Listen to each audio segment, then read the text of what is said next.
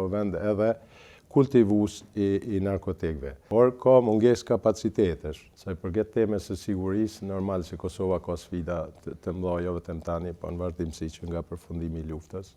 me sigurinë, po nuk jemi të vetmit ne që kemi këto shqetësime, kanë edhe shtetet më të avancuara me mekanizma edhe sisteme më të avancuara edhe të luftimit, edhe të mbikëqyrjes dhe kontrollit të këtyre mekanizmave.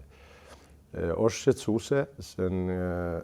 Kosovë, përpara, ka qenë Kosova vend tranzit, themi, të narkotikëve, të tregtimit apo të kontrabandës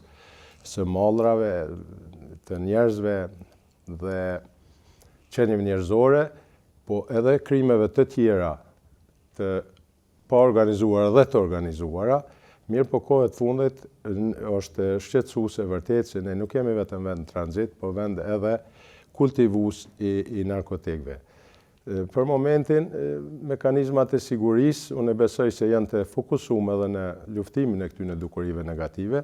por rezultatet, pasojat, që asa janë dëmshme, ne ende nuk jemi duke i vërejtur, kam frikë se me kalimin e viteve do të ekspozohen këto rreziqe, sepse ka depërtuar ky element negativ në shoqërinë tonë, kjo dukuri tepër negative edhe te moshat rinore, mos flas për moshat e tjera. Ne si parti politike ne dim se edhe pastrimi parave, edhe krimet e tjera të organizuara në Kosovë, tani për tani Kosova i ka për pastrimin e parave i ka dy mekanizma, Bankën Qendrore të Kosovës dhe ka Agjencionin kundër korrupsion, të cilët përballen me këtë dukuri, mirë po natyrisht nuk është e mjaftueshme.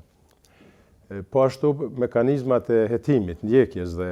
penalizimit të këtyre dukurive negative ekzistojnë, por ka mungesë kapacitetesh.